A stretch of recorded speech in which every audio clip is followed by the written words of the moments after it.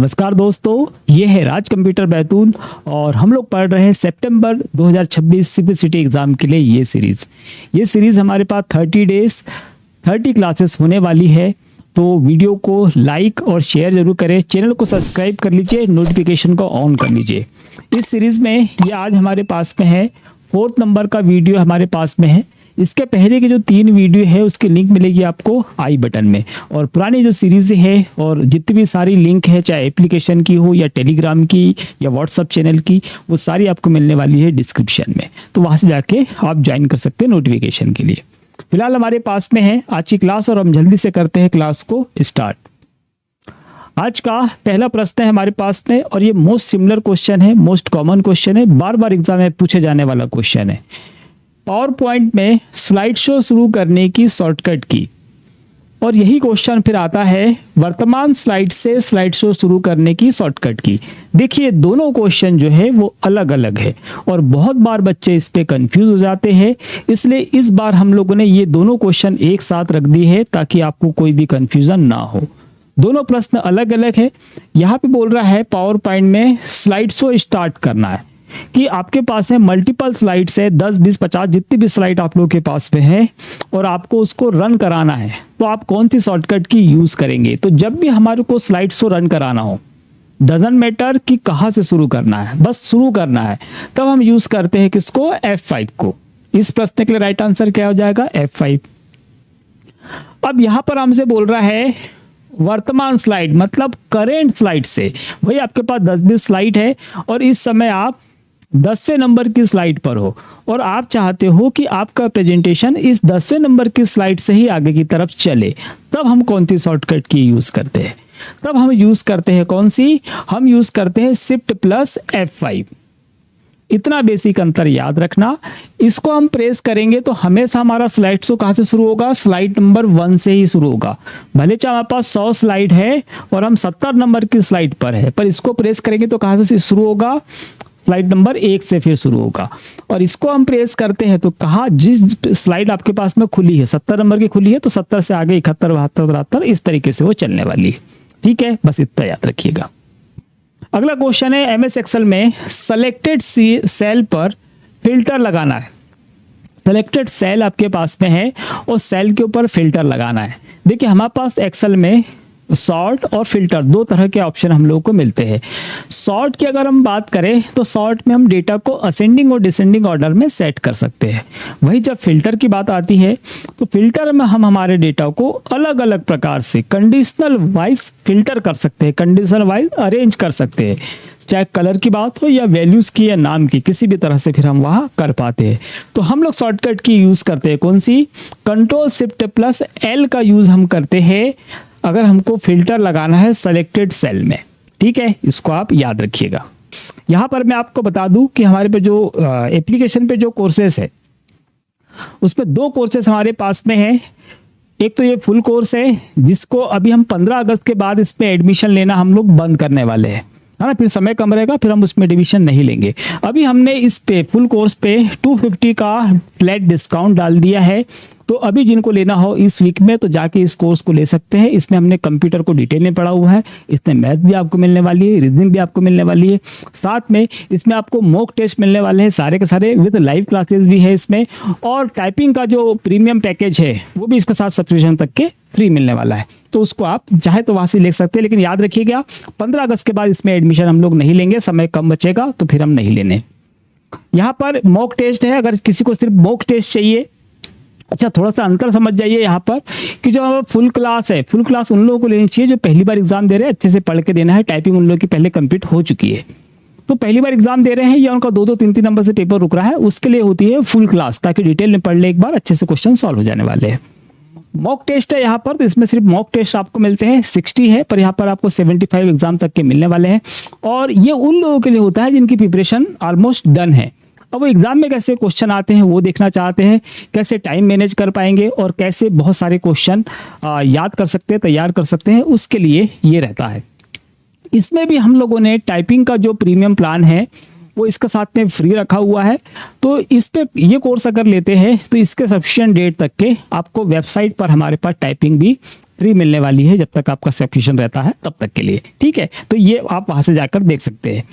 यहाँ पर मैं सिर्फ टाइपिंग के लिए बता दूँ आपको, हमारी वेबसाइट पे हम लोगों ने बेसिक से मतलब शुरुआत से अगर कोई टाइपिंग सीखना चाहता है तो उसके लिए भी हमने 6 महीने का कोर्स वहाँ पे रखा हुआ है। इसके अलावा अगर अभी जो टाइपिंग की प्रैक्टिस करना चाहता है, हिंदी इंग्लिश टाइपिंग की प्रैक्टिस करना है अभी एग्जाम के लिए रिसेंटली, तो उसमें हमने 99 रुपये का प्रीमियम प्लान हमारे पास में है, जिसकी वैलिडिटी होने वाली है 3 मंथ की। इसकी वैलिडिटी 3 मंथ की होने वाली है। साथ में इसमें आप लोगों को 50 हिंदी के और 50 इंग्लिश के टाइपिंग के प्रैक्टिस सेट मिलते हैं। तो वो आप ये चाहे तो ये भी ले सकते हैं, है ना। ये मिलेगी आपको वेबसाइट पर। वेबसाइट आपको जाना है www.rajcomputerbaitul.com। उसकी लिंक आपको डिस्क्रिप्शन में भी मिल जाने वाली है। अगला क्वेश्चन है हमारे पास में, कंप्यूटर कीबोर्ड में फंक्शन की कुल कितनी संख्या होती है। ये भी कॉमन क्वेश्चन है, पर मैं आपको दूसरा क्वेश्चन ही बताऊंगा। फंक्शन की संख्या पूछ रहा है, वो तो यहाँ पे रखी हुई है। फंक्शन की क्या होती है।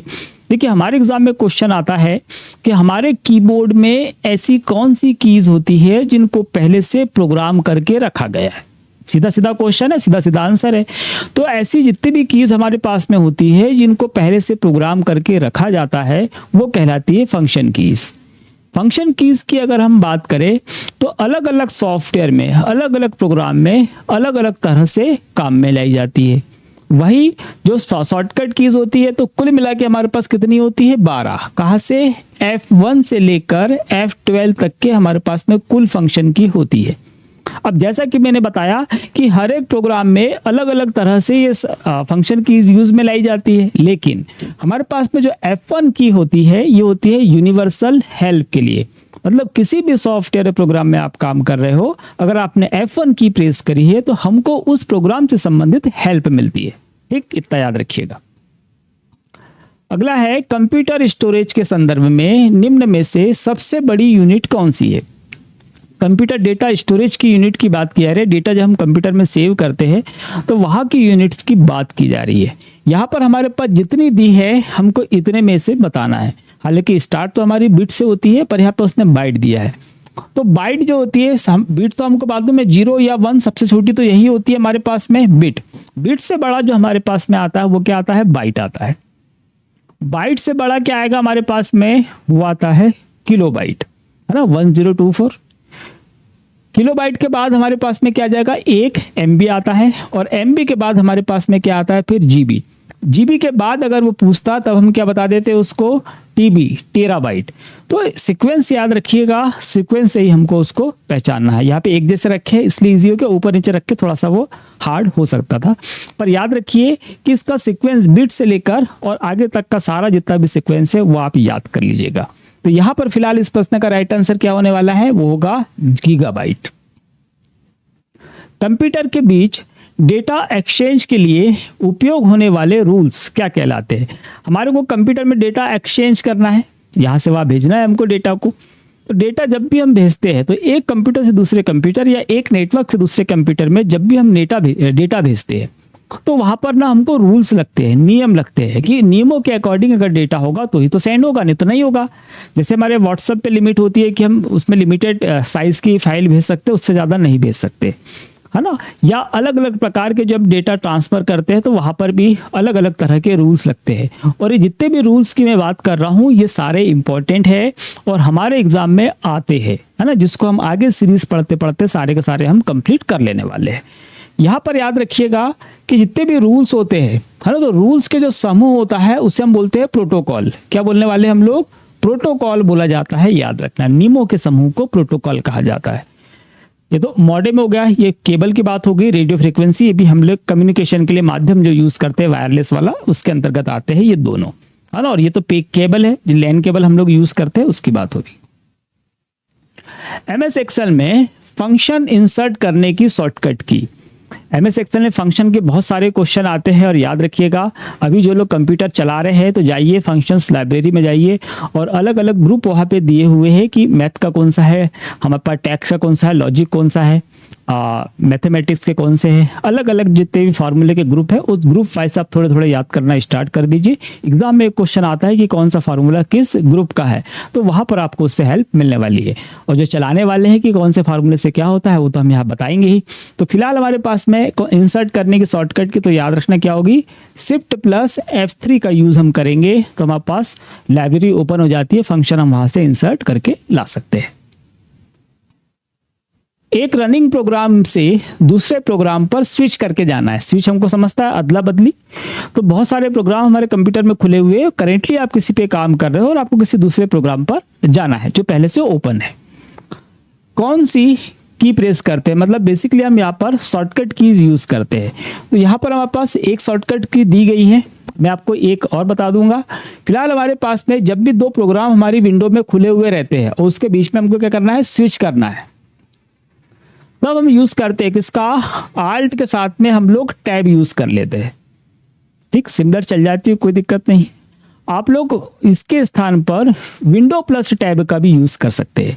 विंडो की के साथ में टैब अगर प्रेस करोगे तब भी आप स्विच कर सकते हो। उसमें 3D व्यू मिलता है। अगर आपके पास 2007 ऑपरेटिंग सिस्टम होगा तो उसमें काफ़ी अच्छा मिल जाता है बिना एडेंस के। और अगर अपडेटेड वर्जन होगा तो आपको एडेंस इंस्टॉल करने पड़ेंगे, उसके बाद फिर आप वहां पर उसका मजा ले सकते हो। ठीक, तो याद रखिएगा विंडो प्लस टैब लिख दूं क्या यहाँ पे, विन प्लस टैब है ना, इसको भी चला के देखिएगा।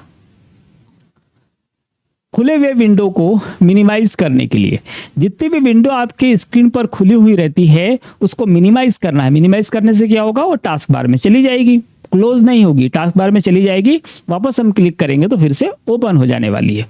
तो मिनिमाइज करने के लिए हम जो शॉर्टकट की यूज करते हैं, एक जो हम यूज करते हैं वो भी एग्जाम में पूछता है, तो याद रखना वो हमारे पास में होती है विंडो प्लस डी। इससे भी हम लोग क्या करते हैं, सारा का सारा मिनिमाइज कर सकते हैं और दोबारा प्रेस करने पर सारा का सारा मैक्सिमाइज हो जाता है इस शॉर्टकट की से। यहाँ पर हमारे पास जो शॉर्टकट की दी है वो कौन सी है, window plus M. Window plus M से खुली हुई विंडो कैसी हो जाएगी, मिनिमाइज हो जाएगी, लेकिन वापस मैक्सिमाइज होगी उससे नहीं होगी। इससे दोनों संभव है, मिनिमाइज भी हो जाएगी और वापस मैक्सिमाइज भी या रिस्टोर हो जाएगी। ठीक, तो याद रखिएगा इसको, विंडो प्लस डी यहाँ पे दिए ना, है ना। फिलहाल हमसे सिर्फ मिनिमाइज का बोल रहा था इसलिए हमने आंसर इसका लगा दिया। अगर वो हमसे बोलता कि दोनों काम करने हैं तब हम इसके साथ जाते। MS वर्ड में वाटरमार्क का प्रयोग किस लिए किया जाता है। वाटरमार्क हम लोग लगाते हैं, यहाँ पे भी आपको हल्का हल्का वाटरमार्क पीछे की तरफ दिख रहा होगा। वाटरमार्क बेसिकली हम लोग पीछे बैकग्राउंड की तरफ लगाते हैं टेक्स्ट में, तो मोस्टली MS वर्ड का फीचर है, बड़ी आसानी से यूज हम लोग कर लेते हैं। वहां पर हम लगाते हैं, चाहे इमेज लगा दो या फिर हम कोई टेक्स्ट वगैरह है वो भी हम लगा सकते हैं। डॉक्यूमेंट में सिंबल इंसर्ट करने के लिए, सिंबल इंसर्ट करने के लिए हम लोग सिंबल में जाएंगे, है ना, वहां से हम लोग सिंबल और इक्वेशन दोनों ला सकते हैं। टेक्स्ट को अंडरलाइन करने के लिए हम कंट्रोल+U का यूज करते हैं, इसका यूज नहीं करते हैं।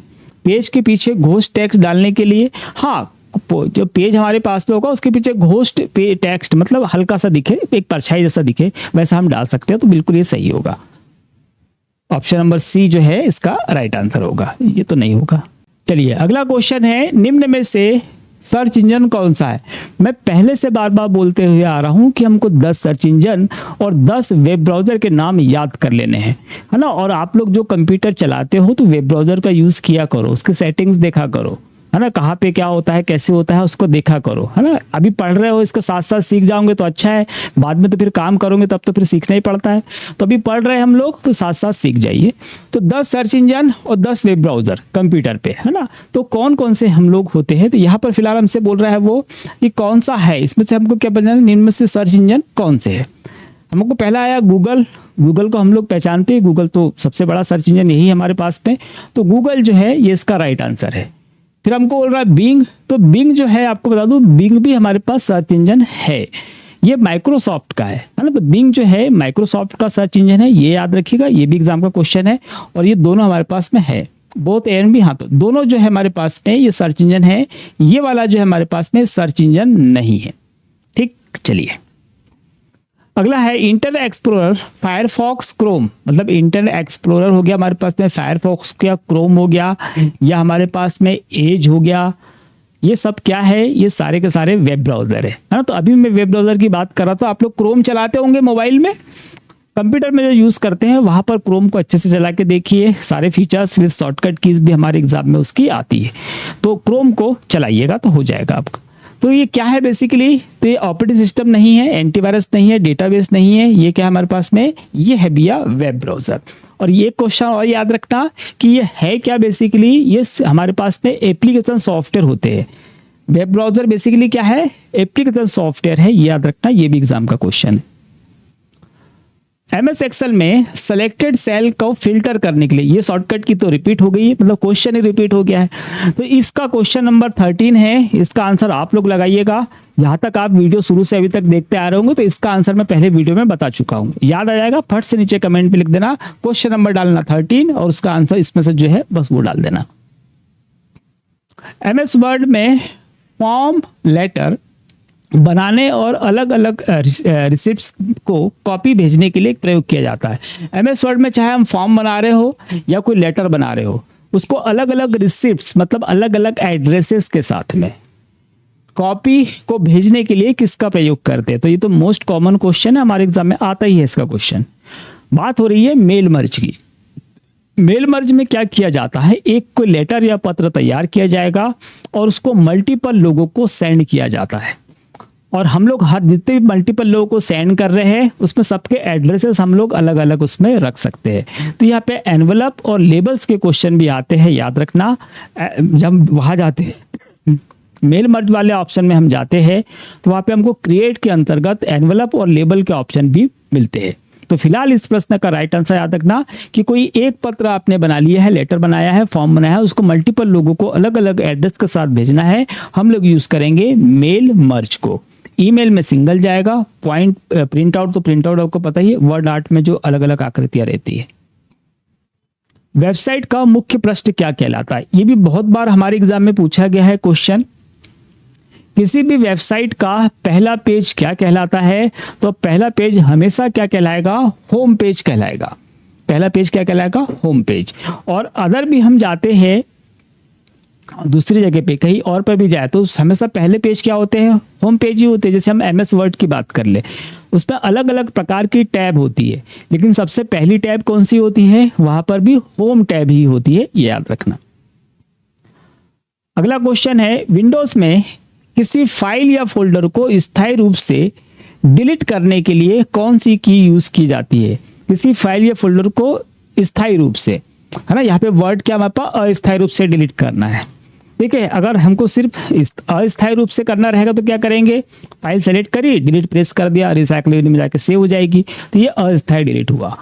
स्थायी डिलीट में हम लोग किसी फाइल या फोल्डर को इस तरह से डिलीट करते हैं कि वो रिसाइकल बिन में नहीं जाती है, सीधे हमारे कंप्यूटर से हमेशा के लिए नष्ट हो जाने वाली है। तो वो शॉर्टकट की हम लोग यूज करते हैं किसी फाइल को डिलीट करने के लिए। तो हमारे पास में यहाँ पर है shift plus delete, control shift, अलग अलग हमारे पास में है। इसका जो आंसर हमारे पास में क्या आएगा, वो शिफ्ट प्लस डिलीट आएगा, ये याद रखिएगा। शॉर्टकट की हमेशा इंडिविजुअल याद होना चाहिए, मल्टीपल रख के याद करेंगे तो प्रॉब्लम जाएगी। तो हमने प्रश्न पढ़ लिया, प्रश्न का सीधा आंसर क्या होगा, शिफ्ट प्लस डिलीट। ठीक, इससे रिसाइकल बिन में वो नहीं जाएगी। एमएस वर्ड में कंट्रोल प्लस रिटर्न का प्रयोग किस लिए किया जाता है। कंट्रोल प्लस रिटर्न, रिटर्न आपको बता दे, रिटर्न हम बोलते हैं किसको, एंटर को। एंटर जो की होती है हमारे पास में उसको हम क्या बोलते हैं, रिटर्न की भी बोलते हैं। साथ में एंटर को हम लोग क्या बोलते हैं, ओके बटन भी कहते हैं, ये भी याद रखना। ओके बटन भी कहते हैं, एंटर उसका नाम खुद ही है और उसको हम रिटर्न भी कहते हैं। और इसका सिंबल अगर पूछेगा तो बता देना, इस तरीके से उसका सिंबल होता है। क्या होता है एमएस वर्ड में, कॉपी पेस्ट होगा क्या, कॉपी पेस्ट के लिए control C control V use करते हैं।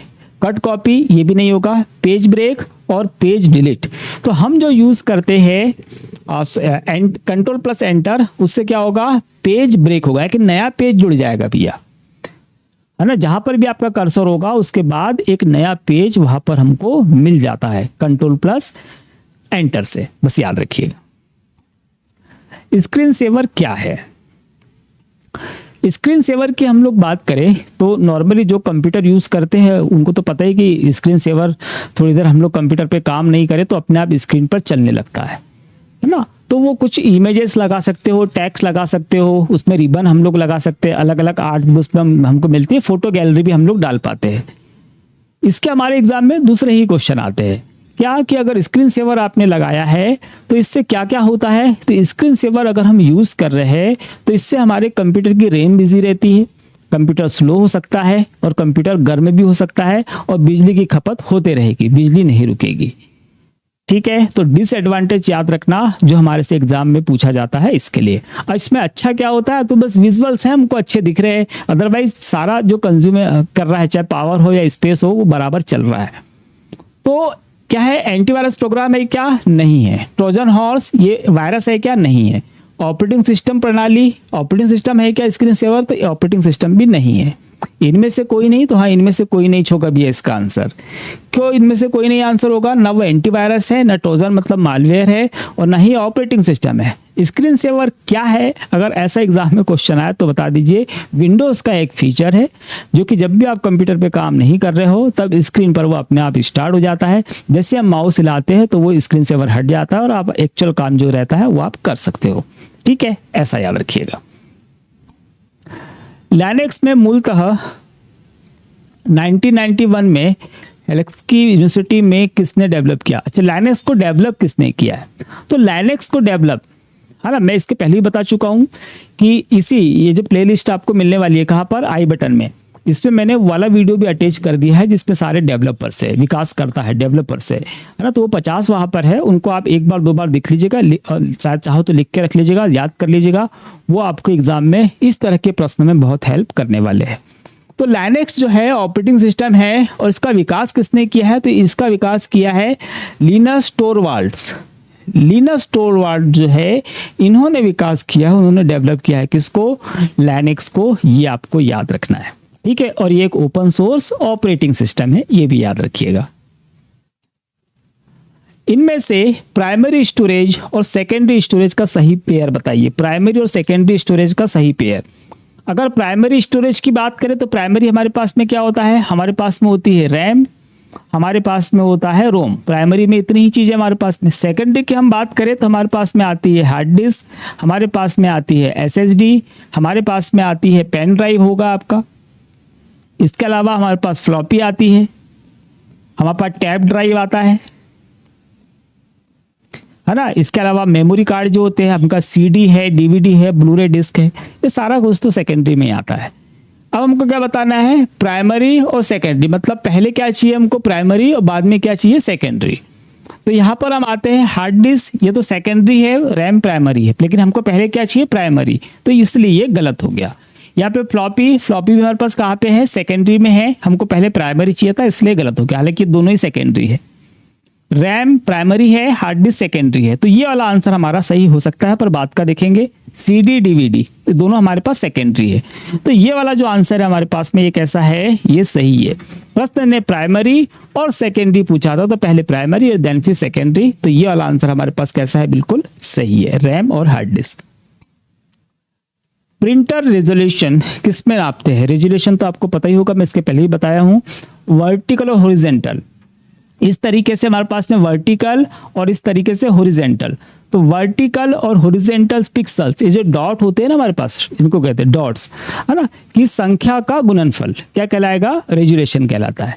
तो वहाँ पर तो हम लोग पिक्सल ले लेते हैं, कहाँ पर, जब किसी इमेज की या मॉनिटर की बात हो रही हो। यहाँ पर हमारे से किसकी बात हो रही है, प्रिंटर की। तो प्रिंटर में हम इन पिक्सल्स को क्या बोलते हैं भैया, डॉट्स बोलते हैं। ठीक है, अब डॉट्स बोलते हैं और रेजोल्यूशन कैसे निकालेंगे कि 1 इंच में कितने डॉट आते हैं, वही रेजोल्यूशन तो होगा। तो ऐसे इसमें भी क्या देखेंगे, वर्टिकल और हॉरिजॉन्टल दोनों का गुना कर देंगे, जो संख्या आएगी वही आने वाला है। तो इसमें हम देखते हैं कि इसमें डीपीआई में डॉट पर इंच, डॉट्स पर इंच, डॉट पर इंच में ही हम प्रिंटर का रेजोल्यूशन निकालते हैं, याद रखना। अगर प्रिंटर की स्पीड की बात करेगा तब हम निकालते हैं किसमें, प्रिंटर की स्पीड निकाली जाती है कैरेक्टर पर सेकंड में, लाइन पर मिनट में और पेज पर मिनट में। कैरेक्टर पर सेकंड, लाइन पर मिनट और पेज पर मिनट में, ये प्रिंटर की स्पीड के लिए हमारे पास में, ये भी याद रखिएगा। फिलहाल इसका आंसर डॉट पर इंच। विंडोज 7 में स्टिकी नोट्स के बारे में कौन सा कथन अशुद्ध है, मतलब कौन सा कथन क्या है हमारे पास में, गलत है। स्टिकी नोट्स के बारे में, स्टिकी नोट्स देखे होंगे आप लोगों ने, स्टिकी नोट्स आप लोग यूज करते होंगे कि एक छोटा सा कागज ले लिया, उस पर कुछ काम की चीज रख ली और चिपका दी दीवार पे, ये चिपका दी मॉनिटर पे, फ्रिज पे चिपका दी, है ना, वो कहलाते हैं स्टिकी नोट्स, कि पीछे चिपचिपा होता है, बस सामने लिखा और चिपका दिया। वैसे स्टिकी नोट जो नोट्स हमारे पास में होते हैं, कंप्यूटर में हम लगा सकते हैं, कंप्यूटर के अंदर लगा सकते हैं, मतलब डिजिटल फॉर्म में लगा सकते हैं। तो यहाँ पर विंडोज 7 की बात कर रहा है, मतलब ऑपरेटिंग सिस्टम की बात कर रहा है, मतलब डिजिटल फॉर्म की बात हो रही है कि कंप्यूटर के अंदर आप कहीं पे स्लिप वगैरह चिपका के आपको रखनी है तो हम लोग रख सकते हैं, वो कहलाते हैं स्टिकी नोट्स। अंदर डिजिटल फॉर्म की बात हो रही है, हार्डवेयर नहीं, बाहर की तरफ नहीं है। तो विंडोज 7 में स्टिकी नोट्स के बारे में कौन सा गलत है ये बताना है। चलो देखिए, हमको बोल रहा है कंटेंट कंप्यूटर बंद करने के बाद भी सेफ रहता है। कंटेंट होगा किसमें, स्टिकी नोट्स में हमने जो कंटेंट लिखेंगे वो कंप्यूटर बंद करने के बाद भी सेव रहता है, ऐसा बोल रहा है, सुरक्षित रहता है। तो हाँ, ये सही है, रहता है भाई, तभी तो हम यूज करेंगे, नहीं तो क्यों करेंगे। इसमें पिक्चर इमेज जोड़ी जा सकती है, इसमें पिक्चर और इमेज जोड़ी जा सकती है क्या, हमसे पूछ रहा है 2007 के लिए, है ना। तो पिक्चर और इमेज इसमें हम लोग नहीं जोड़ सकते भैया। कहाँ पर, 2007 में। यही प्रश्न 2011 के लिए आता, ऑपरेटिंग सिस्टम 2011 के लिए, तब ये संभव है। अभी जो हम कंप्यूटर यूज करें 2011 के 10 के, इसमें ये संभव है, लेकिन पुराने 2007 में संभव था क्या, नहीं, इसलिए ये गलत है। स्टिकी नोट्स के कलर बदले जा सकते हैं, स्टिकी नोट्स के कलर बदले जा सकते हैं क्या, तो हाँ, चाहे 2007 हो या अभी का वर्जन हो, इसमें हम कलर बदल सकते हैं, मतलब ये सही है। इनमें से कोई नहीं, इनमें से कोई नहीं होगा। तो यहाँ पर हमारे पास 3 ऑप्शन है, ये तीनों ऑप्शन जो है बिल्कुल सही हो जाते अगर यहाँ 2007 की जगह 2011 लिखा होता। पर 2007 लिखा हुआ है, तो 2007 ऑपरेटिंग सिस्टम में हम लोग भैया इमेज या पिक्चर उसमें नहीं लगा सकते थे, इसलिए ऑप्शन नंबर जो बी है ये इस प्रश्न के लिए कैसा हो जाएगा, गलत आंसर पूछ रहा था, तो ये वाला सही होगा, है ना। तो इसका आंसर क्या होगा, ये वाला आंसर गलत है 2007 के लिए। MS वर्ड 365 को चलाने के लिए कौन सी एग्जीक्यूटेबल फाइल की आवश्यकता होती है, कौन सी EXE, है ना, एग्जीक्यूटेबल फाइल की आवश्यकता होती है।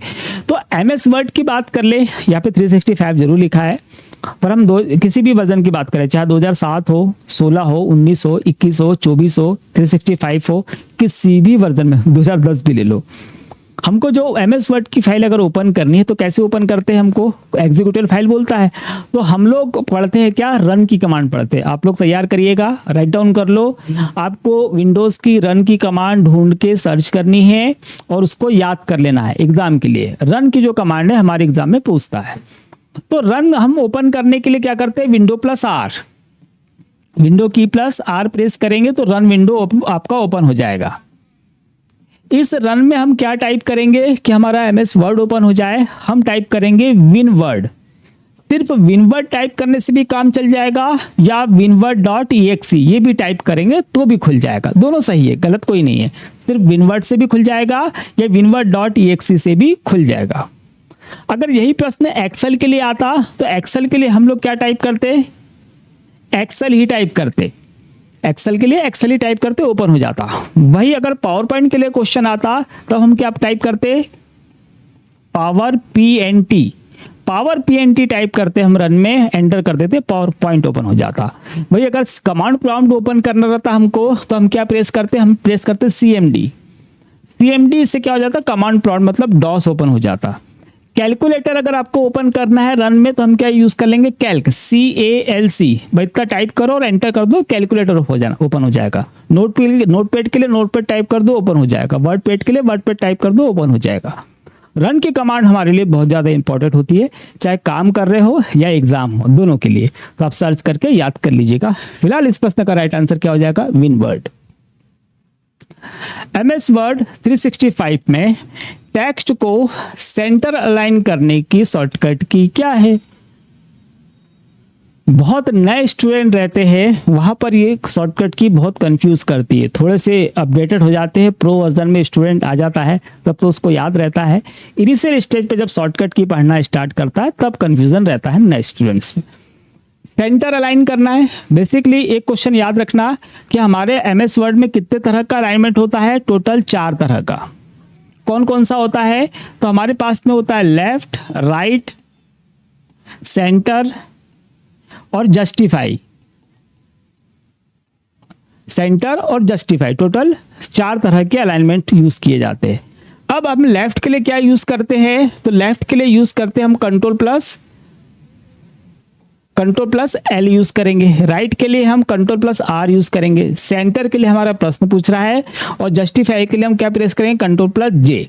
सेंटर के लिए हम लोग यूज करते हैं क्या, कंट्रोल प्लस ई, कंट्रोल प्लस ई प्रेस करके और हम लोग क्या कर लेंगे, सेंटर अलाइन कर लेंगे। याद रखना, इसको याद कर लीजिएगा। MS वर्ड 365 में निम्न में से कौन सा फॉन्ट स्टाइल नहीं है, इसमें से कौन सा फॉन्ट का स्टाइल नहीं है, फॉन्ट स्टाइल नहीं है, ये पूछ रहा है। तो हमारे पास में यहाँ पर बोल्ड, इटैलिक, रेगुलर और सुपर स्क्रिप्ट, कौन सा हमारे पास स्टाइल नहीं है। यहाँ पर मैं 3 क्वेश्चन बताऊंगा आपको इसी में। पहला क्वेश्चन तो ये इस प्रश्न का राइट आंसर, उसी में दूसरा क्वेश्चन क्या है, देखिए हमारे पास MS वर्ड में स्टाइल और इफेक्ट 2 चीजें होती है, स्टाइल अलग होता है, इफेक्ट अलग होता है। तो यहां से यहां तक ये तीनों हमारे पास में क्या है, तीनों हमारे पास में क्या है, ये है स्टाइल। सुपर स्क्रिप्ट क्या है, ये हमारे पास इफेक्ट है कि सुपर स्क्रिप्ट में ले जाना है या सब स्क्रिप्ट में ले जाना है, स्ट्राइक थ्रू है, ये इफेक्ट है जो हम टेक्स्ट के ऊपर देते हैं। ठीक, तो ये क्या आपके पास इफेक्ट है। तो प्रश्न का राइट आंसर कौन सा हो जाएगा, कौन सा नहीं है, तो ये वाला नहीं है, ये क्या है, ये इफेक्ट है। बाकी तीनों क्या है हमारे पास में, स्टाइल है। अगला क्वेश्चन क्या है, अगला क्वेश्चन ये बोलता है कि हमारे पास में MS वर्ड में चाहे कोई भी वर्जन बोले, बाय डिफॉल्ट कौन सा स्टाइल होता है ना। तो बाय डिफॉल्ट जो स्टाइल हमारे पास सेट होता है वो कौन सा होता है, वो होता है रेगुलर। बाय डिफॉल्ट रेगुलर होता है, ना वो बोल्ड है, ना इटैलिक है, ना अंडरलाइन है, कुछ नहीं है, वो रेगुलर है ना। तो नॉर्मल में याद रखना आप, तो रेगुलर कैसा होता है, बाय डिफॉल्ट होता है। ठीक, MS वर्ड 365 की स्क्रीन के रूलर में निम्न में से कौन सा अवेलेबल नहीं है। स्क्रीन के रूलर की बात कर रहा, रूलर आपने देखा होगा, थोड़ा सा बना देता हूं कि ये पेज हमारे पास में होता है ना। यहाँ पर ऊपर हमारे पास टाइटल बार, उसके बाद रिबिन, और उसके बाद फिर हमारे पास यहाँ पे क्या आता है, रूलर आता है। उस पर इस तरीके से स्केल हमारे पास में बनी हुई रहती है ना। यहाँ से इतना लॉक रहता है, यहाँ से इतना लॉक रहता है, ठीक है। और यहाँ पे क्या होता है आपका, यहाँ पे होता है आपका पेज, ठीक है। और एक रूलर हमारे पास में इस तरफ भी होता है। तो अगर हम बात करें रूलर की, क्या बोल रहा है, टैब बॉक्स निम्नलिखित में से रूलर में कौन सा अवेलेबल नहीं, मतलब इतनी चीजें हैं, इसमें से कौन सी अवेलेबल नहीं रहती है रूलर के ऊपर। Tab, stop box, left indent, right indent और मध्य इंडेंट। तो देखो हमारे पास है टैब स्टॉप बॉक्स। तो टैब स्टॉप बॉक्स हमारे पास होता है या नहीं होता है, तो बिल्कुल होता है।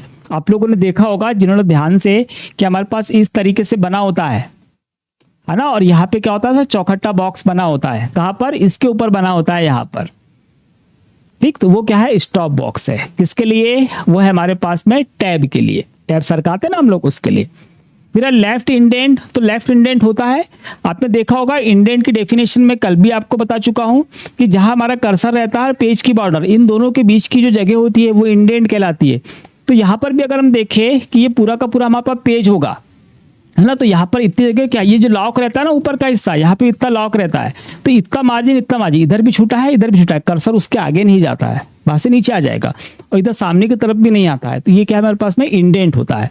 तो यहाँ पर हमारे पास लेफ्ट इंडेंट का मार्जिन भी ऊपर दिखाता है, और राइट इंडेंट का मार्जिन भी यहाँ पर ऊपर की तरफ राइट साइड में दिखाता है। वही टॉप और बॉटम में भी दिखाता है ना। ये वाला रहेगा ना, तो यहाँ टॉप में भी दिखाएगा हमको और बॉटम में, उसके नीचे हेडर और फुटर का हिस्सा रहता है। मिडिल वाला हमसे पूछ रहा है, तो मिडिल में कहीं पर भी हमारे को इंडेंट का ऑप्शन नहीं मिलता, मिडिल में नहीं मिलता है। तो जो रूलर होता है उसको ध्यान से देखिएगा, ऊपर दोनों तरफ जहाँ स्केल बनी है उसके बाद ग्रे से लॉक रहता है, और जो हमारे पास वर्टिकल रूलर होता है ये वाला, यहाँ पर भी क्या होता है, लॉक होता है, उसके नीचे कर्सर नहीं जाता, फिर अगले पेज पर ही जाएगा। तो मिडिल वाला उसमें ऑप्शन नहीं होता, बाकी सारे ऑप्शन जो होते हैं हमारे पास वहां पर ये मौजूद होते हैं। MS Excel 365 में वैलिड सेल एड्रेस कौन सा है, सेल एड्रेस की बात कर रहा है। तो हमारे पास में जब भी हम सेल एड्रेस बनाते हैं, याद रखिएगा कि हमारे पास इस तरीके से क्या होते हैं, कॉलम होते हैं, इस तरीके से हमारे पास में रो होती है। तो मान लो ये ए है, सॉरी यहाँ पे लिख दो, ये ए हमारे पास में है, ये 1 नंबर है, ये बी है, ये 2 3 4 5 ऐसे हमारे पास यहाँ पे रो के नंबर है, इधर कॉलम के नंबर है। तो हमारे पास सेल का एड्रेस वैलिड कौन सा होगा? पहले हम लिखते हैं कॉलम नेम, से मान लो लिखा हमने ए, और फिर हम लिखते हैं क्या, रो नेम। तो यहाँ पे क्या क्या, A1 जो है बिल्कुल सही है। वैसे B3 की हम बात कर ले तो पहले हमको क्या लिखना पड़ेगा, B लिखना पड़ेगा, कॉलम नेम और फिर 3, B3। ये क्या हो गया, ये हमारे पास सेल का सही रेफरेंस हो गया या एड्रेस हो गया। हमको बोल रहा है पहले यहाँ पे देखो उसने क्या लिखा, रो लिखा बाद में कॉलम लिखा, ये तो गलत हो गया। यहाँ पे पहले कॉलम लिखा है फिर रो लिखा है, ये सही है। यहाँ पे दोनों उसने रो लिख दी, ये गलत है, नन ऑफ दिस नहीं होगा। ऑप्शन नंबर जो बी है ये सही होगा, क्योंकि वही हमने यहाँ पर निकाला भी है। रोम, CPU, रैम और एक्सपेंशन कार्ड को कौन होल्ड करके रखता है? रैम कहाँ लगी होती है, CPU कहाँ लगा होता है ना, या फिर हमारे पास रैम कहाँ लगी होती है, रोम कहाँ, रैम कहाँ, CPU कहाँ, और एक्सपेंशन कार्ड जो हम अलग से लगाते हैं, ये सारे के सारे कौन होल्ड करके रखता है, मतलब सारी चीजें किस पर लगी होती है? तो आंसर मिल गया होगा आपको। ये सारी की सारी चीजें होती है भैया हमारे मदरबोर्ड पर। कहाँ पर? मदरबोर्ड पर। मदरबोर्ड को एक्सपेंशन स्लॉट भी उसमें हमको मिलते हैं, बाकी चीजें भी उसी पे लगती है, सारा कुछ उसी पे लगा रहता है। तो मदरबोर्ड को हम बैकबोन ऑफ कंप्यूटर कहते हैं, ये आपको याद रखना है। इसके अलावा उसको logic board, base board, main board और मदरबोर्ड इन नाम से भी हम जानते हैं। हार्ड डिस्क स्टोरेज का, फ्लॉपी स्टोरेज का, इनमें से कोई नहीं होगा। अगला क्वेश्चन है, रिलायबल स्टोरेज और स्पीड इंप्रूवमेंट के लिए एक्सटर्नल स्टोरेज एक्सपेंशन में कौन सी टेक्नोलॉजी यूज की जाती है? तो रिलायबल स्टोरेज की बात हम लोग करें, या फिर हम स्पीड को इम्प्रूव करने की बात करें, या फिर स्टोरेज एक्सपेंशन की अगर हम बात करते हैं, तो हमको वहाँ पर तकनीक कौन सी यूज करनी पड़ती है उसकी यहाँ पर बात हो रही है। तो यहाँ पर हम लोग बात कर रहे हैं किसकी? हम बात कर रहे हैं रैड की। फाइल कंप्रेशन में तो फाइल का साइज कम हो रहा है, फ्लॉपी डिस्क हमारे पास स्टोरेज सेक्शन हो गया, और CD भी हमारे पास स्टोरेज सेक्शन हो चुका है। यहाँ पर बात हो रही है हमारे पास में रैड की। तो रैड के लिए याद रखना कि रैड तकनीक का ही हम लोग यूज करते हैं। इसका फुल फॉर्म याद रखना, रिडंडेंट अरे ऑफ इंडिपेंडेंट डिस्क। रिडंडेंट अरे ऑफ इंडिपेंडेंट डिस्क इसका फुल फॉर्म होता है। इसको भी आप याद रखिएगा, एग्जाम में ये भी पूछता है, बाकी मैंने आपको बता दिया है। अगला क्वेश्चन है, जब कोई नई डिवाइस कंप्यूटर से जोड़ी जाती है तो कंप्यूटर में क्या इंस्टॉल होना चाहिए? कोई भी नया डिवाइस अगर हम कंप्यूटर से जोड़ते हैं, हार्डवेयर पार्ट की बात हो रही है, तो उसका सॉफ्टवेयर हमारे कंप्यूटर में होना चाहिए, तभी तो वो चलेगा। तो जो भी डिवाइस होती है उसका जो सॉफ्टवेयर होता है उसे हम कहते हैं ड्राइवर, है ना। क्या कहेंगे? ड्राइवर। सॉफ्टवेयर बोल दीजिए, पर ड्राइवर हमको वहां पर बोलना पड़ेगा। हमारे पास में है device driver, software installer, device installer और डिवाइस कॉन्फ़िगरेशन। तो यहाँ पर आपको बता दूं, इसका जो राइट आंसर होने वाला है वो कौन सा है? वो है डिवाइस ड्राइवर। उस डिवाइस का ड्राइवर होना चाहिए। अब यहाँ पर आप बोलोगे कि यहाँ पे डिवाइस इंस्टॉलर लिखा हुआ है। डिवाइस इंस्टॉलर मतलब जिस CD, पेन ड्राइव, DVD जिससे हम इंस्टॉल करते हैं उसको डिवाइस इंस्टॉलर कहते हैं। सॉफ्टवेयर इंस्टॉलर भी उसी कहेंगे जिसके माध्यम से हम सॉफ्टवेयर इंस्टॉल करेंगे, चाहे CD हो सकती है, पेन ड्राइव, जो भी हम बात करें। और डिवाइस कॉन्फ़िगरेशन, ये डिवाइस के इंटरनल जो सेटिंग्स हम लोग करते हैं उसकी बात हो रही है। तो ऑल ओवर यहाँ पे जो राइट आंसर हमारे पास में वो क्या है? डिवाइस ड्राइवर ही होगा, ये आपको याद रखना है। और डिवाइस ड्राइवर क्या है? तो ये सिस्टम सॉफ्टवेयर के अंतर्गत आता है, जैसे हमारा ऑपरेटिंग सिस्टम है वैसे ही कंप्यूटर के लिए अनिवार्य सॉफ्टवेयर में से एक है। चलिए, इसी के साथ हमारे पास में आज ये 4 नंबर का वीडियो हो गया है। जो लोग नए हैं चैनल को सब्सक्राइब याद से करें और नोटिफिकेशन जरूर ऑन कर ले, और वीडियो को लाइक, शेयर और हाइप का अगर ऑप्शन मिलता है तो हाइप जरूर करें। हम ऐसे ही लगातार क्लासेस एग्जाम तक के लेके जाएंगे और लगातार नए नए क्वेश्चंस जनरेट करके नए नए क्वेश्चंस आपको लेकर आएंगे, और मोर देन 1000, है ना, हो सकता है 1200-1400 के आसपास क्वेश्चन हम इस पूरी सीरीज में कवर करके आपको दे, है ना। और एक्सप्रेशन पसंद आया होगा तो चैनल को सब्सक्राइब याद से करें। हम लोग मिलते हैं नए वीडियो में जल्द, तब तक के लिए जय हिंद।